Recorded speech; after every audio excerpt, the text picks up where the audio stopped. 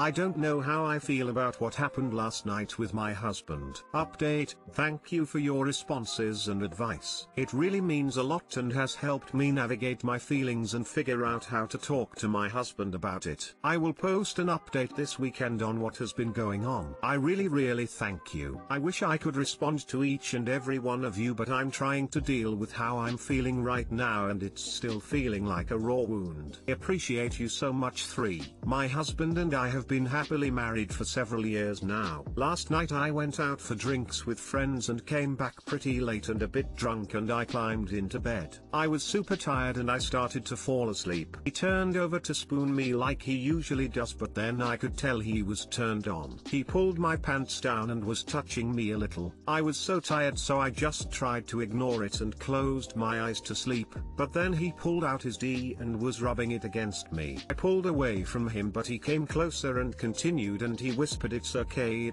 and he started having sex with me. I didn't want this. I just laid there doing nothing and then said to him I don't really want this. He kept whispering it's okay. He pulled out but then roughly turned me over onto my back and he went down on me. I ended up having an orgasm, which confused me because I didn't want to. He went on top of me and started jacking off over me, and I started shivering from the cold, which made him feel guilty and was like, I'm sorry, let's get you warm, and we laid down and he put the covers over me. I knew he didn't finish, so I told him to finish himself and he did under the covers. I turned over to sleep and he was being really nice, asking me if I needed anything. I just went to sleep. The next morning he was being extra nice and was obviously feeling very bad or embarrassed. He could tell I was in an off mood and he apologized and said he was tired and horny. I said that he had seemed like a different person and that I felt really weird about it all.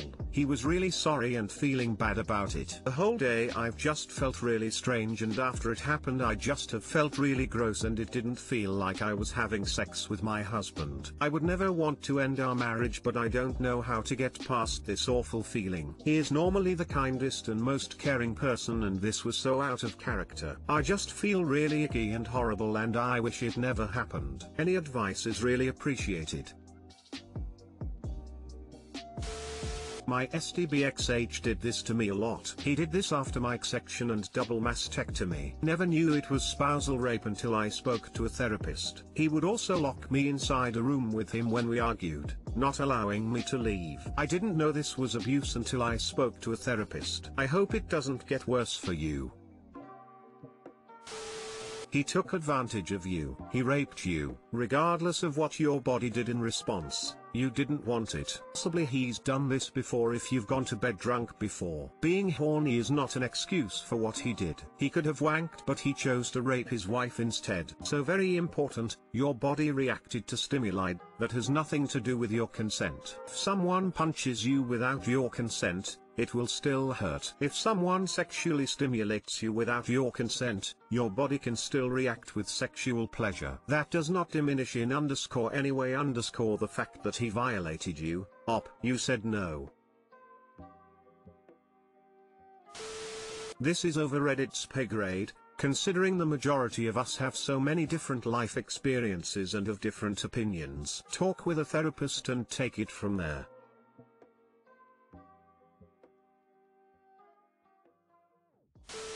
The fact that he whispered it's okay multiple times and after you said you don't want to do stuff is pretty disturbing for me. I kind of want to throw up. Please go and get some psychological help for yourself to figure out what happened and what the consequences have to be. I am so sorry that happened to you. Frown. Yeah, it's okay is a phrase you use to calm/reassure someone when something bad is happening. I'm trying to think of a scenario where someone would use it's okay in actual, healthy foreplay and it's really not happening.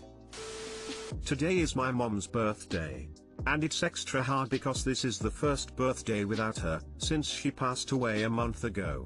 And I don't know what to do. My mom passed away a month ago, and today's the first day that our family and I have to celebrate without her. I never thought the last time I'll ever hear her voice again or see her again was when she passed away in my arms. People say it gets easier with time, but it's not the easiest for me. From losing my ex-boyfriend to a breakup, and losing my mom to the afterlife. The two people that I love the most in my life, left me, especially my mom. I don't dream about her anymore. I don't see her talking to me anymore. And I think that's when she's gone to heaven. And that makes me sad. Who here also experienced the same thing? Edit. Thank you to every single one of you that have commented and share your personal stories below. It means the world to me and it gives me some feeling of calmness. Please forgive me for not being able to reply to each response on here. Lots of love.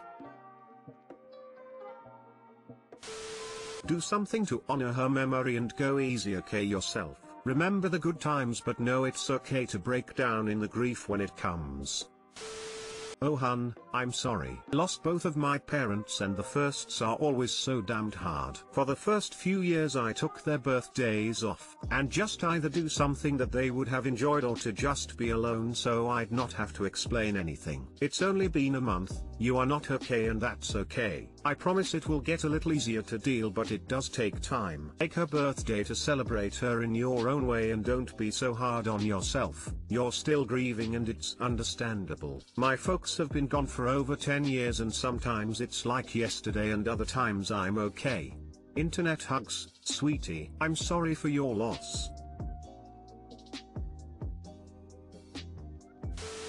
I'm so sorry for your loss. When people say it gets easier with time they mean years, not months. Lost my father 9 years ago and I still cry over what I've lost and what my little sister has lost. His first birthday after he passed I got a tattoo in memory of him. I love tattoos and have a few, so that was a good way for me to try to cope with the loss. A few friends of his took a motorcycle ride in his honor and some placed flowers on his grave. I think if I could give my past self some advice it would be to do what feels right and know that your emotions will be all over the place. Sometimes you will cry. Maybe you see something funny and you will laugh. And you will feel horrible for laughing cause how can you laugh when your parent is not around anymore? But that is okay. No, dealing with the loss of a parent is huge. And it will take time. But you will feel better if you take care of yourself and let yourself grieve. For your mom's birthday why not do something she used to enjoy? Something that can make you feel closer to her. Maybe watch a movie, or go for a walk, if COVID restrictions allows for it. It is also okay if you don't feel like doing anything right now. Wow. Did I write this? I lost my mom to cancer a month ago and her birthday was this past week. Visited my dad and we cooked the food they had at their rehearsal dinner 35 years ago, ate her favorite dessert, and listened to her favorite music, and cried a lot. It was really hard. I had already booked my trip for her birthday a few months ago with the intention of celebrating with her. Unfortunately she just didn't make it that long. People say it gets easier with time and like others have said, I think that must refer to years, because so far it's only gotten harder. I think that's normal. Lean on your support systems a lot. Don't be afraid to really feel your feelings, because that's how you heal, according to my therapist at least. And happy celestial birthday to your mom. Those birthdays and holidays may feel like a punch in the gut for a while. It's okay to grieve at your own pace. The hurt is still there, but it is less frequent with time. And you may feel fine for a long time, and then years later something reminds you of a lost loved one and you find yourself crying anew. It is okay and entirely normal. In time you will date again and find someone special. He will understand. He may have already experienced a significant loss like this himself. It is part of being human. My 32M fiance, 33F, is overruling me on every detail regarding our wedding day. Posted on another subreddit earlier but was told that it wasn't appropriate for there. A few users suggested I post here. I'm new to Reddit and I hope I'm doing this right. I'm recently engaged to my fiance after 4 years together. We're currently trying to plan, and I know it's the bride's day, so I've tried to give her everything she wanted, but I feel like there's no compromise on the things I want. First off, the wedding party. She has informed me that her brother and 2 cousins will groomsmen in the wedding party. I only have one brother and a few close male friends, so I was happy to accommodate. Plus I genuinely like her brother and the one cousin that I've met. I informed her that I would like my best female friend of 20 years and my sister-in-law to be on her side. She laughed and said, "Sweetie, the bridesmaids are the bride's best friends. I don't consider them my close friends. They're not going to be in the wedding." It's true she's not terribly close with them, and when I asked that she please compromise, she shook her head, smirked and said, "It's the bride's day. I'm Catholic, she's Methodist. I belong to a church, attend every week, and received my sacraments. I also have a priest who has known me since I was a boy who I would love to perform the ceremony. My fiance has not been to church in 15 years. She has vetoed my church on the basis that it's stuffy and dark. She has never stepped foot in my church, and when I brought her by she refused to go in, and she's insisting we find a Methodist church by her parents' house for the ceremony. I picked out a nice restaurant midway between our parents' homes, 3 hours apart, for the rehearsal dinner, and she informed me it was too far. I told her it's tradition that the dinner is the responsibility of the groom and his family. She replied, "Well, I'm not a big fan of tradition, so we don't have to follow that." I had hoped we could find a church in this area so that it's not insanely far for either family to travel, but she insists that it needs to be close to where she grew up so her family can all be there for her. If it's something in her favor,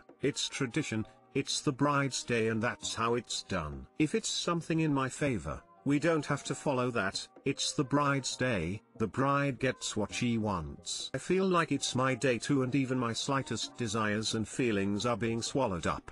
Meanwhile, most of my female friends have given me a knowing smile, told me that I need to just suck it up, give her what she wants, and accept that it's the bride's day and not about me. My male friends tell me if I want to have a happy day, I just need to hold my tongue. Sometimes I feel like if she hears I want something blue it has to be green, because if I get my way it means she doesn't, so I have to lose at everything I want. It's very draining and I just want to cry sometimes. I told her this and she started sobbing, saying I was trying to pressure her into giving up what she wants. She was a very spoiled child who got everything she wanted, so she tends to pout and throw hissy fits when she doesn't get her way. She never acted like this until we got engaged, and I'm really not liking what I'm seeing. How do I stand up for myself without being a total jerk and taking her dream day away from her? TL, Dr. Fiance turned into a bridezilla as soon as we got engaged, now has made it her mission to make sure I don't get my way on a single thing on my wedding day.